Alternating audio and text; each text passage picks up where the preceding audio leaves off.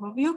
So in the second part of our talk, we'll be covering some methods and benchmarks of learning from multi-channel videos. So a little recap on this beautiful tree figure of our video language pre-training. We are now at the center part of this tree. And in this talk, I'll be covering 3 topics. First, modeling multi-channel videos. And second, building comprehensive benchmarks for video language evaluation. And third, some probing analysis in video language tasks and video language models. So let's first revisit the V in video. Most existing video language model, they take a sequence of video frames to represent the video. So this video language models are essentially visual language models, as what we call this kind of video input as single channel video, as they only have a vision channel in their video input. So let's take video captioning as an example. Traditional methods leverage different expert vision features to represent the input video. For example, 2D appearance features, 3D motion features, and the regional object detector features from well-pre-trained object detectors. And these features are sent into a language model to generate video captions for single channel videos. More recent work such as Swingbird adopts a fully transformer architecture and train a video caption model end-to-end directly from raw pixels in the video frames. But all these models are still focused on the single channel videos, so only video frames are taken as input. While in real life applications, most of the videos are multi-channel in nature. So it not only consists of visual frames for the visual signal, but also speech transcribed ASR or subtitles as the language signal, and background music or sounds as the audio signal. Take these 2 videos as an example. If we were to match the query for example, query 2 to the first video, it would be a difficult task if we only look at the video frames alone. The video encoder needs to understand that the motorbike fails to start by either understand the conversation happening in the video that the man complaining about it rained yesterday though, or the absence of the noise when he tried to start the engine. So we'll begin our journey in this session by looking from the modeling side to answer the question that how a video language model can encode the information from all channels in a video. Early works such as multi-model transformer for video retrieval, they model multi-channel videos with expert features. On the right side, the model takes different video experts such as appearance, audio, speech, and encode it via a multi-model transformer to represent the input video. And the text query for retrieving this video are feeding to a bird to get the textual representation. A weighted similarity between the text query and the different video experts are calculated, and this model are trained in a contrastive way. In total, 7 expert features are explored in this work. For example, OCR, speech, face, audio, scene, appearance, and motion. Apart from speech and audio, all other 5 expert features are actually different visual features. And all this expert feature requires 1 or more expert models that are trained for different purposes. And in this work, the authors have tried to ablate the importance of 7 expert features on the downstream MSR VTT video to text retrieval task. So although the videos in MSR-VTT are multi-channel, when they collect this data set, annotators are not instructed to write text queries that can cover the multi-channel information in video. But still, the authors have found adding audio and speech will improve the retrieval performance and getting a lower link rank. And when they look into different visual features, not all visual features are helpful for the downstream retrieval performance. For example, when adding face, there's a slight increase in the link rank, as there may be some overlap in these 5 different visual features. So starting from there are more works proposing different models along this direction. And they removed the hassle of trying all combinations of visual features and only use 3D motion and 2D appearance features to represent the video frames. This work still requires expert models, which are often well supervised to extract visual features and audio features. And among them, some of this work extend the application to not only video text retrieval and also the video understanding task by leveraging the pre-trained video encoders learned in a self-supervised way. And in our 3rd session, my colleague CC will cover more about applications to video understanding tasks. And another line of work explore a slight variation to video text retrieval, which is audio video retrieval. In this works, the authors have attempted to learn audio encoder from scratch. So the audio encoder are randomly initialized, learned end-to-end to self-supervise the multimodal pre-training. So all the downstream tasks evaluated in the works I just covered are still not specifically designed to test the model's ability to understand multi-channel video. So let's take a closer look into the data collection pipeline of these tasks. Usually the instructions provided to the annotator is very general. For example, write a text description about the video. So as you can see on the right examples, most of the captions collected in this data set are still heavily focusing on the visual aspect. And some more recent works starting to collect data sets for multi-channel video and language tasks. For example, TVQA is building a QA data set on 6 popular TV shows. And in this data set, the QA examples not only cover the visual aspect of the video, for example, what is Janice holding in the first question, and what is on the couch behind Joey in the 3rd question. They also include the question answering pairs, specifically concerning the conversations happening in the video. The second example in the middle is a subtitle-focused question. So by looking at a video alone, it will be a difficult task to answer the question. And the follow-up work, TVR and TVC for retrieval and captioning tasks, they collect 3 different types of captions or text queries.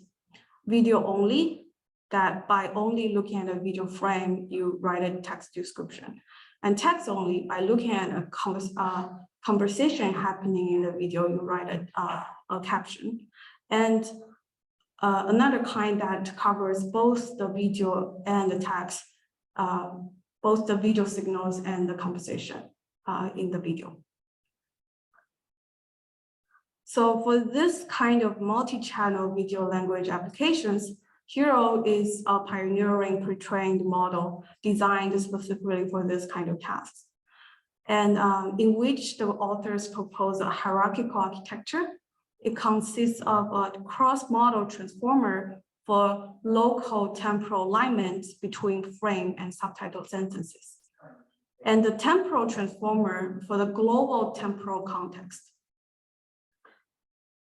As for the pre-training, in addition to the masked modeling on those visual frames and the language input, the authors have proposed video subtitle matching, in which a random subtitle sentence is sampled as a query, and the model has to learn both global and local alignment between the sample query and video clips.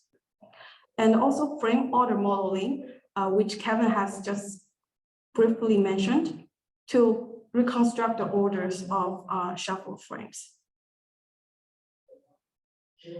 The pre-trained hero can be readily applied to the TVR video subtitle moment retrieval task, where we keep the multi-channel video input intact and feed the actual text query to the model to predict the retrieved video.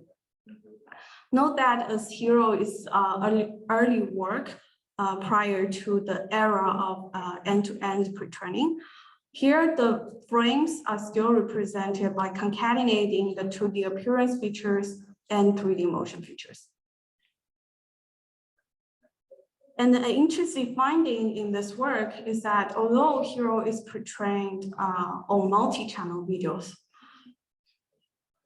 this model can still generalize to single-channel videos. And when augmenting single-channel videos with ASR inputs, the performance is further improved. And a more recent work, MVGPT, focused on generative pre-training for multi-channel video captioning. And in this work, the authors has proposed two generative pre-training tasks. A forward generation that takes input frames and present utterance to generate the future utterance, and a backward generation that takes input frames and future utterance to generate the present utterance. And this model, as is a very recent work, takes a pure transformer-based architecture and is end-to-end trained. And concurrent work, MERLOT Reserve, also takes a pure transformer-based architecture, but with all channel inputs, including audio. This model is contrastively pre-trained on YT temporal 1 billion data, and in an end-to-end manner from scratch. Both MVGPT and MERLOT Reserve is appearing this year's CVPR. So along with its previous version, MERLOT, a highlight in both papers is that they find video text pre-training can help visual common sense reasoning and image text task. As you probably remember in Kevin's session, we have seen some success in transferring image text pre-trained models to video text tasks. And these two works shows evidence in the reverse direction. And in MERLOT Reserve, they also find that audio pre-training can help the audio-less visual common sense reasoning. And unlike MVGPT and MERLOT Reserve, that still have modality-specific encoders for each channel of the video, VATT explores a different direction that propose unified architecture and a simpler architecture for multi-channel video encoding. So they adopt a planned transformer architecture for all modalities, and this transformer encoder can be shared across different modalities. This is a very hot topic right now, I believe, in multimodal learning. And in our third section, CC will introduce more works that unify even across more modalities, including image and even code.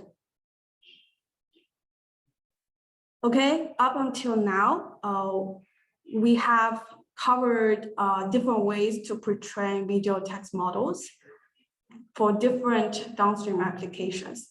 And now we shift our discussion to another angle from the benchmark perspective.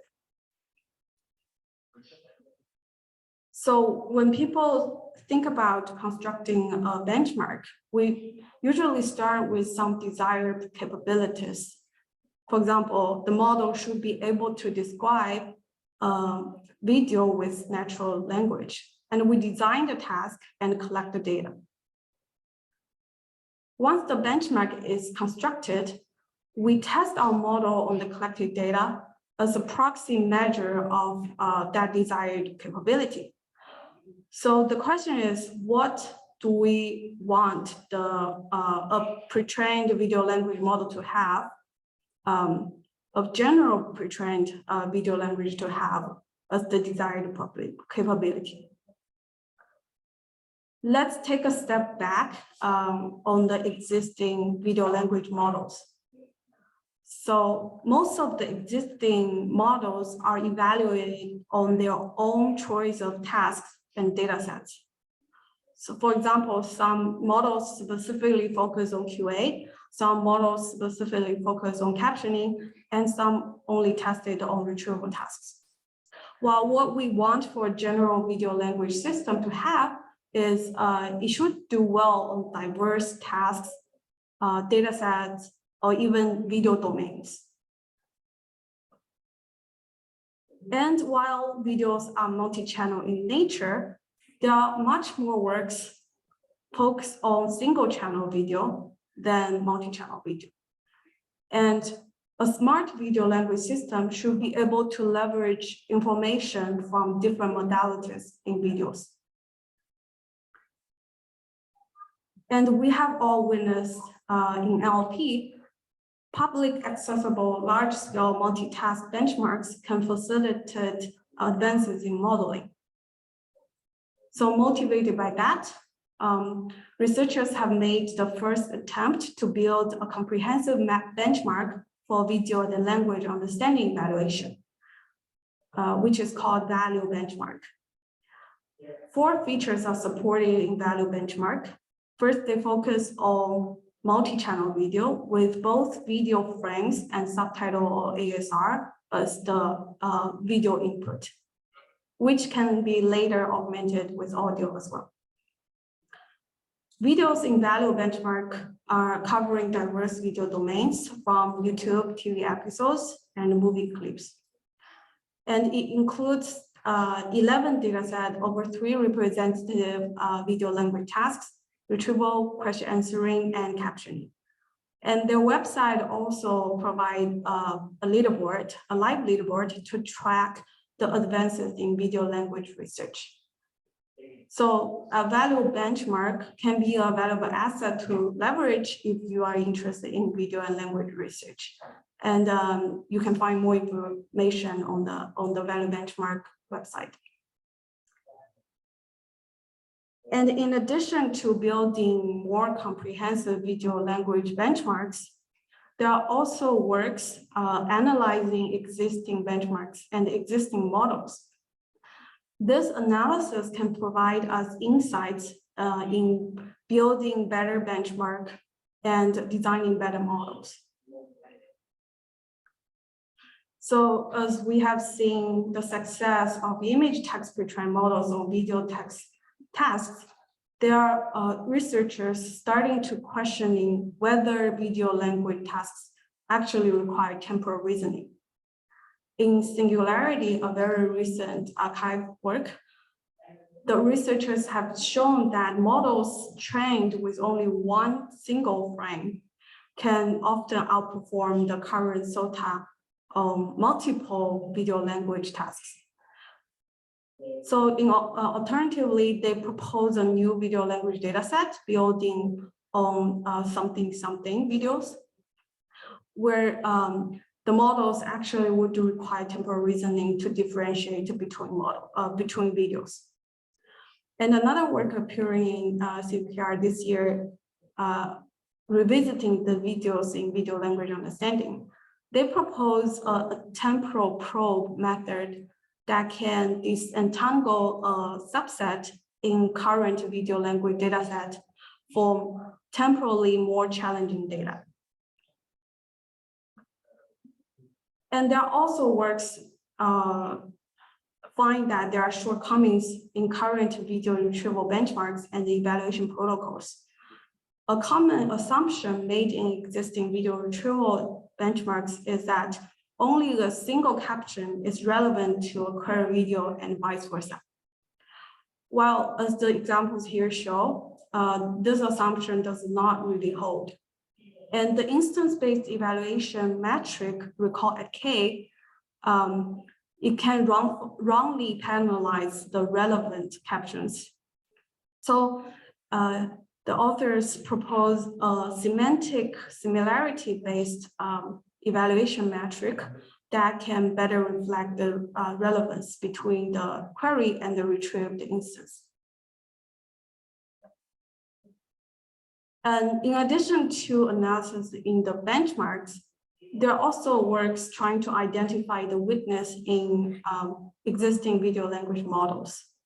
So in this work, the authors have found that through simple text manipulation, video language models can easily fail on some hard negatives, and then which indicate that the models may be relying on the spurious clues in the training data.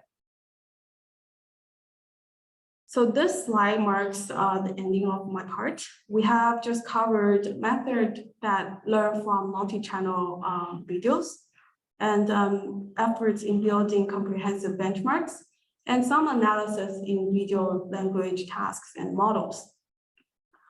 Looking forward, in my own opinion, there are some potential directions I would like to point out. From the modeling perspective, existing works has shown that end-to-end pre-training is more effective than pre-extracted expert features. However, end-to-end pre-training, especially when from scratch, is usually time-consuming, extremely data-hungry, and very computationally expensive. So we probably need to think hard on how to leverage the advances in unimodal models more effectively and efficiently. From the benchmark perspective, there's no existing video language datasets test on truly multi-channel video understanding, especially the audio understandings in these multi-channel videos. Okay,